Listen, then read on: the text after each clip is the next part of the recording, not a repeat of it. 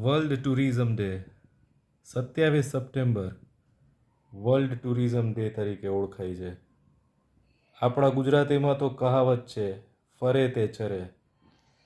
અને આપણા પુરાણોમાં, આપણા મહાગ્રંથોની અંદર પણ યાત્રાને ખૂબ જ મહામૂલ્યવાન ગણવામાં આવી છે. ફરે તે ચરે.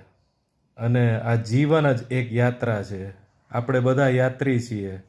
અને આપણું આ પૃથ્વી પર અવતરણ, આ પૃથ્વીના વિહાર કરવાની આપણી યાત્રા એ ખૂબ જ મૂલ્યવાન છે. એમ સમજીએ તો આ યાત્રા ખૂબ જ રસપ્રદ રહેશે. યાત્રામાં પણ ઘણા પ્રકારના ચડાવ ઉતાર હોય છે. એમ આપણા જીવનની અંદર પણ ઘણા બધા ચડાવ ઉતાર આવે છે.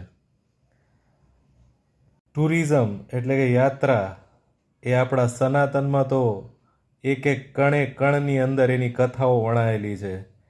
ભગવાન શ્રી રામનું અવતરણ અને ભગવાન શ્રી રામે ખેડેલી યાત્રા એ અયોધ્યાથી લંકા સુધીની હોય અને લંકાથી પાછી અયોધ્યાની એ યાત્રા હતી ધર્મની સ્થાપના માટે.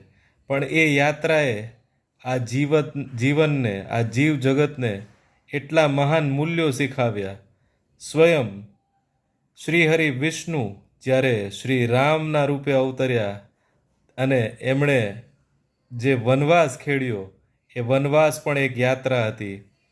એ રાજભવનમાં વિરાજમાન થયેલા રાજાધિરાજ શ્રીરામે સહજતાથી પોતાની પિતાની આજ્ઞાનું પાલન કરવા માટે વનવાસ જ્યારે સ્વીકાર્યો ત્યારે એ વનમાં જઈને એ વનની અંદર એમની એક એક ક્ષણ એમણે યાદગાર બનાવી. એ વનમાં પણ જાણે એ રાજવી સુખથી પણ વિશેષ, અતિવિશેષ સુખ જીવી રહ્યા હોય. વનગમન હોય કે રાજભવન, કેમ સમભાવ સાથે યાત્રાને ખૂબ જ આનંદથી, પ્રસન્નતાથી જીવવી એ પ્રભુ શ્રી રામની જીવની શીખડાવે છે. પોતાની યાત્રામાં આવતા કષ્ટો, દૈત્યો અને અસુરોરૂપી કષ્ટોને, એવા વિઘ્નોને કેવી રીતે ખૂબ જ સહજતાથી પોતાની ક્ષમતાઓ અને શક્તિથી દૂર કરવા એ શીખવ્યું ભગવાન શ્રી રામની યાત્રાએ. યાત્રા દરમિયાન આવતા ખૂબ જ ભયંકરમાં ભયંકર જે પ્રસંગો છે એમાં પણ પોતાના મન ઉપર કાબૂ રાખીને એ યાત્રાને આગળ ધપાવતી રહેવી અને યાત્રાના લક્ષ્ય પ્રમાણે આગળ વધતું રહેવું. યાત્રાની અવધિને પણ માન આપવું અને યાત્રાના લક્ષ્યને પણ ધ્યાન આપવું.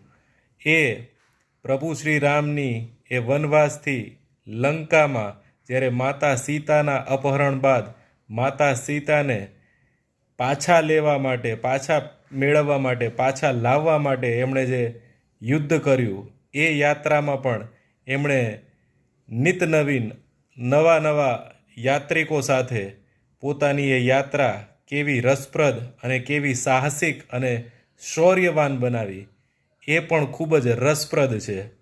એમની એ યાત્રા જે વનમાં થઈને સમુદ્ર ઉપર સેતુ બાંધીને લંકા જઈને માતા સીતાને પુનઃ મેળવવા માટે રાવણ સાથે યુદ્ધ ખેડીને પણ એ યાત્રાને પાછી પરિપૂર્ણ અયોધ્યા સુધી કરી અને એ યાત્રાના મૂલ્યો આપણને રામાયણ જેવા મહામૂલ્યવાન ગ્રંથના રૂપે આજે પણ ડગલે ને પગલે ઘણું શીખવી જાય છે કે આ શ્રીહરિ વિષ્ણુની પણ યાત્રા શ્રી રામ તરીકે કેટલી રસપ્રદ હતી. એમાં આવતા ઉતાર ચઢાવો અને અડચણોને પણ એમણે સહજતાથી સ્વીકાર્યા.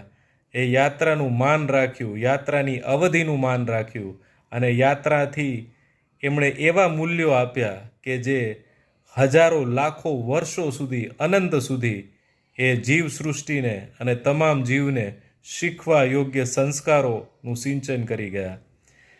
તો શ્રીહરિ વિષ્ણુના જ બીજા અવતાર ભગવાન શ્રી કૃષ્ણના અવતારને આપણે કેવી રીતે ભૂલી શકીએ. ભગવાન શ્રી કૃષ્ણ કાનુડા રૂપે જ્યારે મથુરાથી ગોકુળ, ગોકુળથી વૃંદાવન અને વૃંદાવનથી દ્વારિકા હસ્તિનાપુર, આ બધા ક્ષેત્રોમાં પોતાના જીવનની યાત્રામાં, પોતાના જીવનના અલગ અલગ પડાવોમાં એમણે જે પ્રવાસ ખેડ્યો કર્મ અર્થે અને ધર્મની સ્થાપના અર્થે એમણે જે પ્રવાસ ખેડ્યો, એ જે યાત્રા કરી, એ યાત્રાએ પણ આ સમગ્ર જીવનને, આ સમગ્ર જીવ જગતને મહાન આદર્શો અને મહાન સંસ્કારો શીખવ્યા. ભગવાન શ્રી કૃષ્ણની લીલા એ યમુનાના તટ ઉપર કાલિયા નાગને નાથવા માટે કરેલી લીલા હોય, કંસનો વધ કરીને મથુરાને કંસના અત્યાચારથી મુક્ત કરવાની લીલા હોય, ગોવર્ધન પર્વતને ટચલી આંગળી પર ઉપાડીને સમગ્ર સમાજની રક્ષા કરવાની એ લીલા હોય, કે જ્યારે એક નગરીના કલ્યાણાર્થે પોતાના નગરવાસીઓના જીવનની રક્ષા કાજે, એક નગરના સુરક્ષા માટે એમણે રણછોડ બનીને પણ એમણે રણમાંથી મથુરા છોડીને પણ દ્વારિકા આવવું પડ્યું, તો એ યાત્રાને પણ એમણે રણછોડ નામ સાથે પણ સહજતાથી સ્વીકારી. આ શીખડાવે છે કે કોઈ પણ યાત્રા કેવા પણ સંજોગોમાં કરવામાં આવે, એ યાત્રાનું મૂલ્ય ત્યારે સમજાય કે ન સમજાય, પણ આવનારા વર્ષોમાં એ ઘણું શીખવી જાય છે. તો જે યાત્રા કરે છે, જે એ પ્રવાસ ખેડે છે, એનો ઉદ્દેશ, એ યાત્રાની અવધિ, એ યાત્રા કરવાની જે પરિસ્થિતિઓ હોય છે, એનું મૂલ્ય જીવનમાં કેટલું છે, એ આ મહાન અવતાર ભગવાન શ્રી હરિ વિષ્ણુના, શ્રી કૃષ્ણના અવતારમાં આપણને શીખવા મળે છે.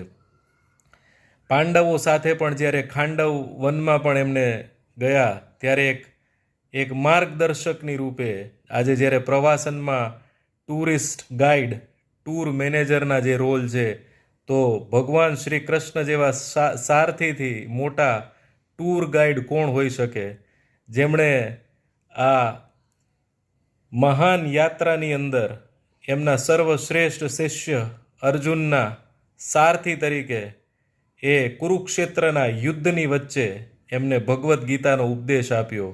યાત્રાની વચ્ચે એક ટૂર મેનેજરની જેમ એમણે મેન્ટરિંગ કરીને એના જે શિષ્ય છે અર્જુનને, એને આ યાત્રા કઠિન બની રહી છે છતાંય એ યાત્રા ચાલુ રાખવા માટે જે સાહસ અને બળ પૂરું પાડ્યું, એ ખરેખર શીખવા, સમજવા અને જીવનમાં ઉતારવા જેવું છે. એટલે જ આ સનાતનમાં નહીં પરંતુ આખા વિશ્વમાં ભગવદ્ ગીતાની જે ઉપમા છે, ભગવદ્ ગીતાનું જે મહામૂલી એનું મૂલ્ય છે, એ આપણે એના ઉપર પણ જેટલી વાતો કરીએ એટલી ઓછી છે. ભગવદ્ ગીતા પણ એક જીવનની યાત્રાનો સાર છે. જીવનની આ યાત્રાની કઠિનાઈઓ, જીવનની યાત્રામાં આવતી એક એક કઠિનાઈઓના જવાબો એ ભગવદ્ ગીતામાંથી મળે છે.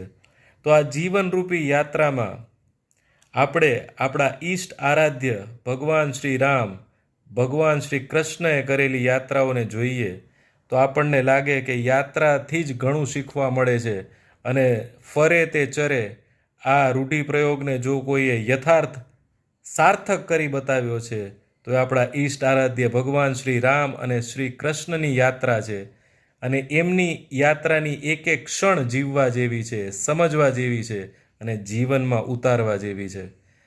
એવી જ રીતે દેવોના દેવ મહાદેવ આમ તો કૈલાશ પર અધમુંધી આંખ બંધ કરીને બેઠા રહે છે, પરંતુ એ પણ કહેવાય છે જ્યારે આ બ્રહ્માંડમાં શૂન્યથી અનંતની યાત્રા કરે છે ત્યારે વહી શૂન્ય હૈ વહી એકાય, એ આખા સમગ્ર બ્રહ્માંડના ધારણ કરનારા મહાદેવ શિવશંકર, એમની પોતાની યાત્રા અને એમણે ખેડેલા પ્રવાસો પણ આપણને શિવ પુરાણમાં શીખવા, સમજવા અને જાણવા મળે છે.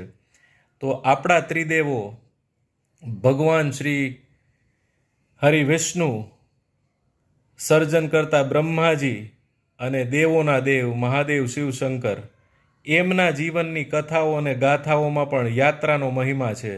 તો આજે આ વર્લ્ડ ટુરિઝમ ડેના દિવસે આપણે આપણા સનાતનમાં આવેલી બધી યાત્રાઓનું મૂલ્ય સમજીએ. જે મહાપુરુષો, મહાઅવતારો થયા અને એમણે પોતાના જીવનની યાત્રાઓ ખેડી કર્મ અર્થે અને જીવનમાં નવું શીખવા જાણવા અને આ જીવનના ગૂઢ રહસ્યો આવનારી પેઢીઓ સામે ખોલવા એમણે યાત્રાના પ્રવાસો ખેડ્યા અને એમણે આપણને ઘણું બધું શીખવ્યું. મહારાણા પ્રતાપ હોય કે છત્રપતિ શિવાજી મહારાજ, એ ક્યારેય કદી એક જગ્યાએ પગ વાળીને નથી બેસતા. એમણે હંમેશા યાત્રાઓ કરી, પ્રવાસ કર્યા, યુદ્ધ અર્થે, રાજ્યની અને દેશની રક્ષા કાજે અને માતૃભૂમિની સેવા કાજે, માતૃભૂમિના સ્વરાજ કાજે એમણે પ્રવાસો ખેડ્યા, યુદ્ધના સાહસો ખેડ્યા અને એમની શૌર્ય અને શક્તિની ગાથાઓ આજે આપણા જીવનમાં આપણે રૂવાડામાં એ સાહસ અને જુસ્સો જગાવે છે કે જે આપણને જીવન જીવવામાં ખૂબ જ મદદરૂપ થાય છે. તો કોઈ પણ જીવન, કોઈ પણ અવતારી પુરુષનું જીવન આપણે જોઈએ છીએ તો એ યાત્રાઓથી ભરેલું છે.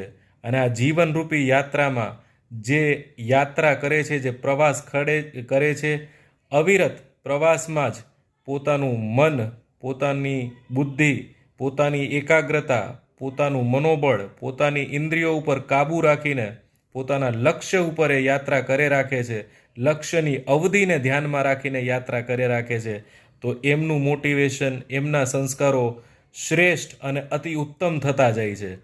તો વર્લ્ડ ટુરિઝમ ડેના દિવસે બધાને આ યાત્રાઓનું મહત્ત્વ શીખવું જોઈએ. આ જીવનરૂપી યાત્રામાં આવા દ્રષ્ટાંતો, આ સનાતનના દ્રષ્ટાંતો, એની કથાઓ સાંભળવી અને જોવી જોઈએ અને એનો પ્રચાર પ્રસાર કરવો જોઈએ. જો મિત્રો તમને આ વિડીયો ગમ્યો હોય અને આ વર્લ્ડ ટુરિઝમ ડેના દિવસે તમારે પણ કોઈ સનાતનની કોઈ યાત્રા તમે જે સાંભળી હોય એ તમારે શેર કરવી હોય તો કમેન્ટમાં જણાવજો. અને આ વિડીયો ગમ્યો હોય તો લાઈક અને શેર અવશ્ય કરજો. મારી ચેનલ સબસ્ક્રાઈબ કરીને મારો પણ ઉત્સાહ વધારો કે હું પણ વધારે યાત્રા કરી નવા સારા વિડીયો બનાવી સનાતનનો એક સાત્વિકતાનો પ્રચાર પ્રસાર કરી શકું. ફરી મળીએ આના પછીના વિડીયોમાં નવી કથા સાથે, નવી સ્ટોરી ટેલિંગ સ્ટાઇલમાં. ત્યાં સુધી જગદંબ.